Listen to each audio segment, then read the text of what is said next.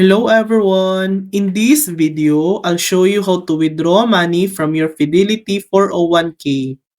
First, log into your Fidelity account either on the website or through the mobile app. Go to the 401k section and select withdraw or request a withdrawal. Choose your withdrawal reason. Options might include hardship, retirement, or job termination. Decide the amount to withdraw, either a specific amount or your full balance.